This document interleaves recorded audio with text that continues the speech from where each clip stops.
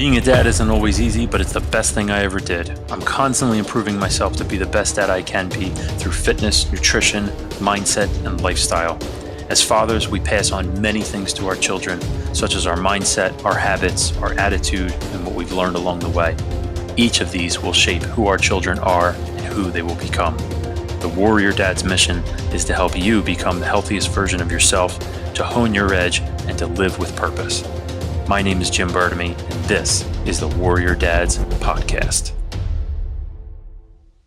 Hey guys, thanks for tuning back into another episode of the Warrior Dads Podcast. Today I have Larry Hagner here with me, and Larry is the founder of the Dad Edge podcast and the Good Dad Project. He is an everyday dad trying to do the best job he can.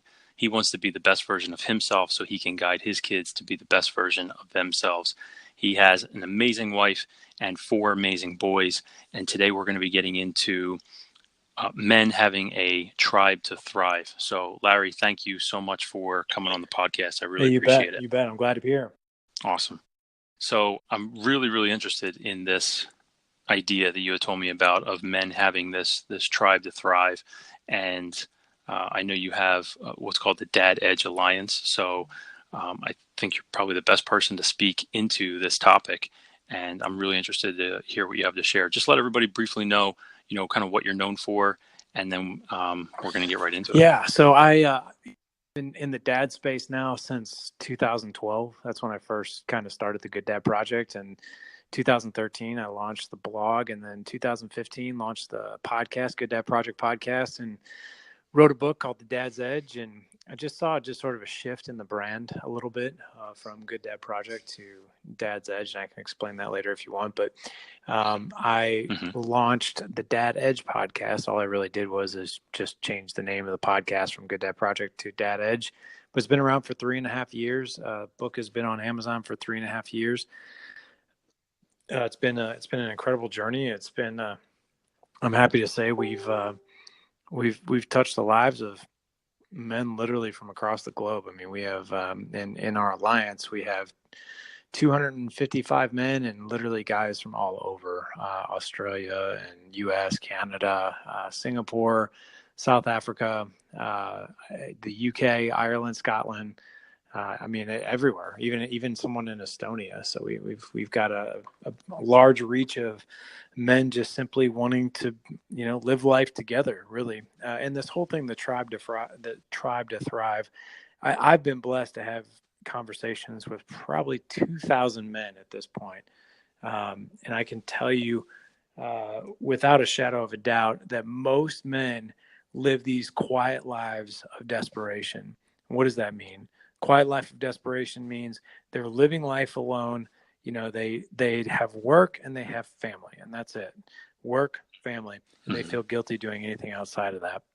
And what I have found is that if you ask a man, how's everything going? What's going on in your life? It doesn't matter if the world is coming to an end or he just won the lottery. Our 2 favorite words are good and fine and good. Everything is good. Everything's fine. Yeah. So, and what I have found too is most men, like I said, they go at life alone. We don't have this band of brothers. We don't have, these men who are these good, like-minded men. That's the key. Like-minded men in our lives, helping us, helping direct us, seeing our blind spots, all this. We're really, really good at making these acquaintance-based relationships where we simply talk about the same 4 things that we talk about every time we see that person, and then we just go about our business. But I can tell you that men want deeper relationships with other men.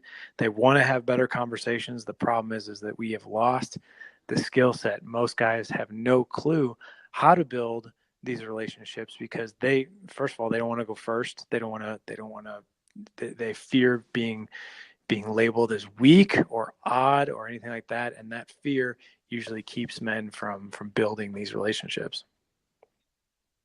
So you think that's kind of, obviously it's like the lone wolf mentality. Do you think that's something that's more learned, or it's just something that they picked up, from either their dad, possibly from an older generation, or where do you think a lot of that stems from? What have you seen in your life and your experience with all the people that you've So helped? both. I mean, and I think I love the fact you use the lone wolf analogy, because I think a lot of guys, they seek strength. Like they think of the lone wolf and they think of something strong. But if Mm-hmm. anybody knows what really happens to a lone wolf, they die.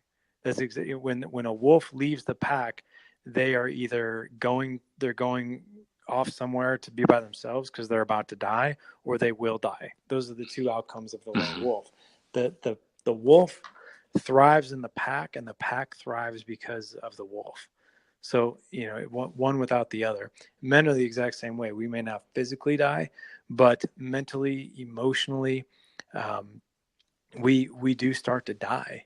Men, like I said, a lot of men are leading these lives of quiet desperation. And yeah, a lot of it has to do with, we look around and everyone has some sort of technology gadget, right? Which is fine. It's a blessing and a curse, but everyone communicates via text or email or anything else. There's not many live conversations that are going on, but most of the time, Mm-hmm. men have no idea how to build these relationships, so they just simply keep going at life the same way, having the same surface level conversations. And if you want to go over the skill set, I can definitely share that with you. Yeah, that would be great. I mean, because you're kind of describing like people are just going on Yeah. autopilot and then becoming robotic, where they're just, like you said, talking about the same four things over and over. And I find that when I listen and observe um, to conversations that are happening around me, because one thing that I really can't hold a conversation with is sports. I'm Mm-hmm. just I don't follow a lot of sports. I love my home teams and things like that, but I don't follow all the new players coming in. And maybe I'm too yin with it, or apathetic, where I'm kind of like, oh, okay, I mean, I'll watch a game, but I don't know stats. I don't know who's coming in, who's going out. But you hear this, and it just seems like those are the conversations that are happening. And maybe some of those are like the four topics that you're talking about, where people are just, they have to keep up with these topics to hold conversations, because that's the robotic aspect, or the autopilot. Yeah, I mean, most of us, yeah, like you said, it's autopilot. It's our default. If you really want to boil this down to skill set of how to build these relationships, like I said, every guy would like to have these relationships. We just don't know how to build them. So the thing is Mm-hmm. you need to have like-minded men in your life, and if you don't, you're really missing the boat on some fantastic things that that you could be exposed to that you're otherwise not, because you don't have these guys who are pointing you in the right direction. So what does that look like? I mean, most guys, when they think about having a conversation that's deeper than anything that we're talking about, they think of a sappy, emotional, even somewhat of a feminine conversation. But that's actually not the case. So for instance, I have guys here locally. I also have guys through our alliance that I can really lean in and share some things that maybe I'm going through that I need some advice on. One thing men Mm-hmm. really love to do, they love to solve problems and they love to give advice. And sometimes if you look at marriage, that goes to our detriment, because our wives usually don't like that so much. They don't like they just want us to be they just want us to validate them. So Right. when this comes to men, this is what this looks like. A lot of guys view, hey, if I'm going to go have a serious conversation with a friend of mine, and I sit there and I tell him, hey, I want to talk about my feelings. Yeah, that is going to feel weird. That's going to feel awkward. Hey, let's go have coffee so we can talk about our feelings. That's not the way you want to do that. Mm-hmm. How you build one skill set is what we call building the foundation. So, like for instance, men operate in 5 different dimensions. There's our health dimension, relationship with our wife dimension, relationship with our kids, what we do for a living, so significance and purpose, and then financial. And usually, what happens is men are are balanced in a couple, but very imbalanced in others. So you'll find a guy, maybe he, physically he's in great shape, but his finances might be a mess, or his finances might be great, but he has zero relationship with his wife and kids. So what Mm-hmm. what we find is whatever it is that you're seeking help with is to find somebody that is, an expert, or they're doing really, really well. So like for instance, for me, if I'm stressed out because my finances aren't in order, I'm not going to go to one of my friends who is a financial expert and say, hey, I need to talk about my feelings because I'm really stressed out. The conversation really looks like, hey, I got a question for you. I want to see if we could go grab coffee. you seem very, very good at finances. And to be honest with you, that's an opportunity for improvement for me. So I value your opinion, and I'd really love to hear um, your advice and your input on my current financial situation. Now, what you've just done there is a couple of things. You got vulnerable, so you shared something that you're not necessarily good at. You complimented that man because you're seeking out his advice and his problem solving. So he's very eager to help you. The other thing you've done is you've given that guy permission to reciprocate that back. So what he's going to do, guaranteed, is he will probably say, "Hey, I am good with finances, but what I've noticed is you seem really healthy. You take care of your body. You're always eating the right foods. I have a hard time with discipline with that. How do you do that? How do you make time for that? Like, can you give me some advice?" Now, is you're having better, deeper conversations that complement the other man. And that's what these Hmm. guys really thrive on. I mean, this is the kind of stuff we talk about in the Alliance all the time. And this is why the guys in the Alliance and guys who are masterminds and guys who are in these band of brothers organizations, that's why they thrive, because they're exposed to men who are proficient in one of these five areas. And they have a solid foundation of vulnerability, of trust, and they can ask these questions. It's a good thing to have these conversations. And if you're not having these conversations, you're actually called out, and the more authentic you are, the more vulnerable you are, the better, because that helps you unpack a few things that you might be carrying, and it will guarantee it will inspire somebody else to unpack some things that they might be carrying. Yeah. And I think it's fitting because, we're talking about having a tribe to thrive. Well, if you think about the word tribe and how old that word is, when we were in tribes years ago, we were exposed. We were, the tribe knew what was going on Mm-hmm. within the tribe, right? And so it's probably at a primal level, it's natural for us to act this way, talk this way, interact this way with other people, other men, women, etc. But as society has, these little nuances or stipulations that they put, or something like that, or stereotypes, then we've gotten away from that because, like you said before, about seeming weak or feminine or something like that. But it's probably very natural for us to act this way, talk this way. So when we start having these conversations, or when these guys start interacting with other men this way, it probably just feels so good for them to be able to talk about something else, or relate on a different level. Exactly. Yeah. I mean, and that's the thing too, is having, you talk about relate on a different level, and men thrive on talking about other topics, besides the four things, besides sports, besides what they did on the weekend, besides whatever sport their kid is playing or what they do for a living. They thrive on having these conversations to make themselves better, because for the most part, men are wired pretty men are wired for growth for the most part. There's a lot of guys out Hmm. there that are very, very hungry. They want to be better at something. They want to be more proficient. They want to be more efficient. They want to be more profitable.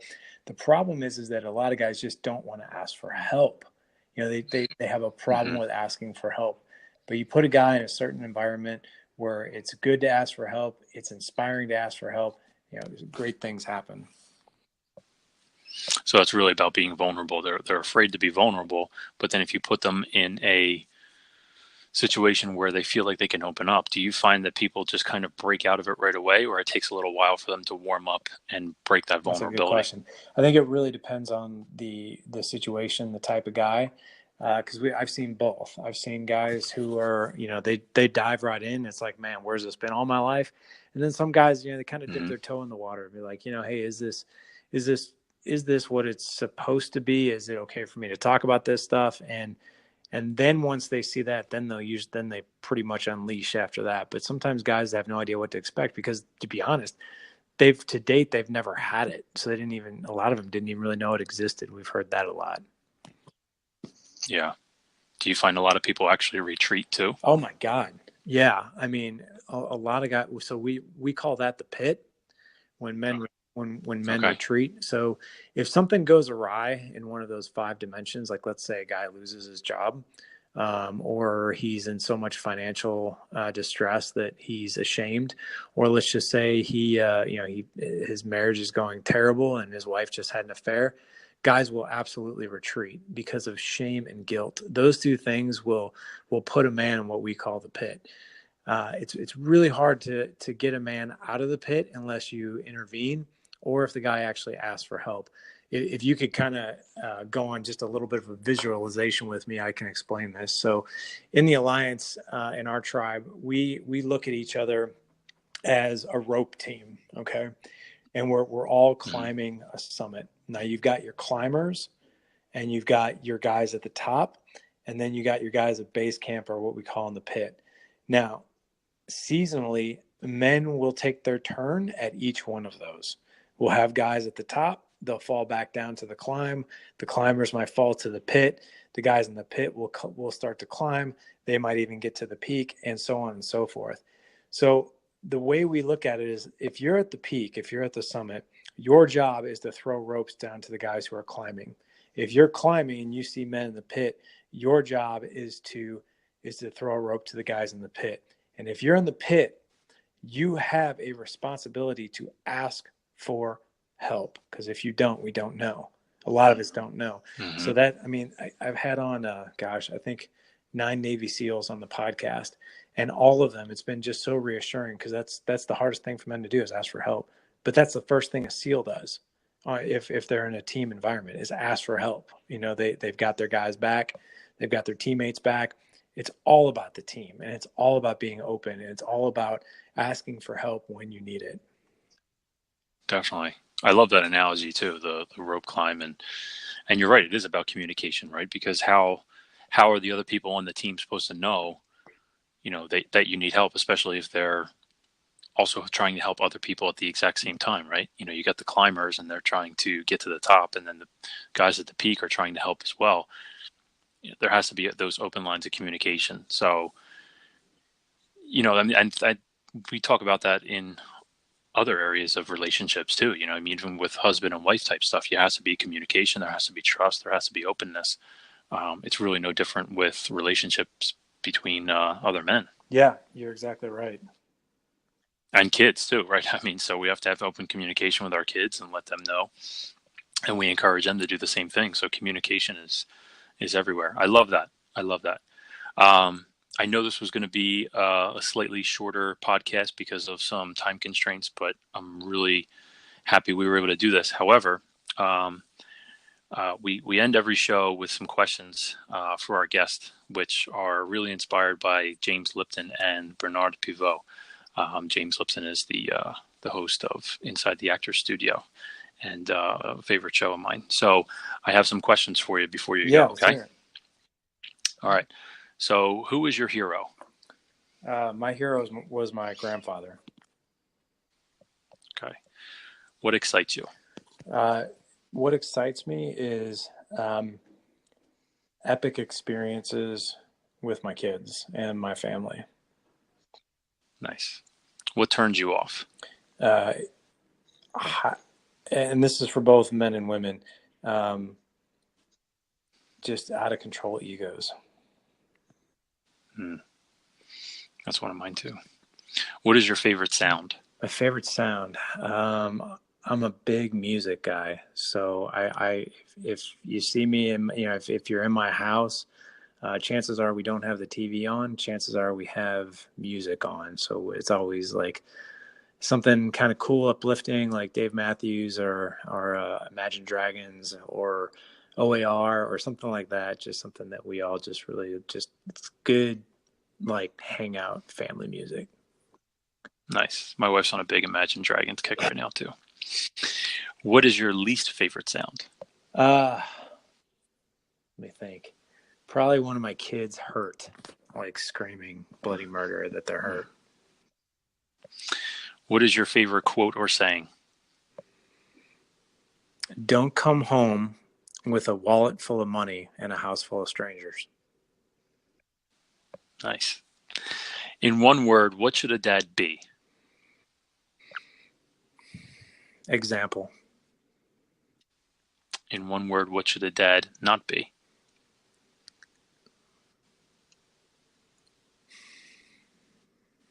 Hmm.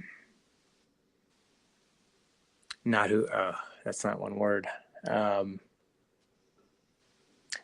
I'll challenge you on this one just a little bit. I can't answer it in one word, so I'll say not who he is meant to be. Okay. And if you could do anything else in life, what would it be? Anything else? I wouldn't want to do anything else. What I'm doing right now. And finally, what would you like to be remembered for? I would love to be remembered from my kids as uh, the man that was always there for them, the man that taught them how to love their woman and how to raise strong young men and strong young women. That's beautiful. That's awesome. Um, well, Larry, people can find out more about you at the gooddadproject.com, right? Just GOODDAD project.com, right? And that's, they can get access to the Dad Edge podcast, the Alliance, the Good Dad Project, all that You information, got right? it. Any other social media outlets? On Instagram, it's the Dad Edge, and then on you can always find me on Facebook, Larry Hagner, or like you said, the Dad Edge, Real Dads with Purpose. We've got a thriving group there, and if you want to check out what we're doing, the Alliance, it's gooddadproject.com/alliance. Awesome. Larry, thank you so much for being here. I really appreciate this. I know people listening got a tremendous amount of value out of it. I know I did. So again, thank you so much Oh, for you being here. bet, you bet. Hey guys, thanks for tuning into this episode of the Warrior Dads podcast. If you like this podcast and want to support it, please subscribe, leave comments, and share it with someone you think would benefit from listening as well. Thanks again, and keep on being a warrior dad.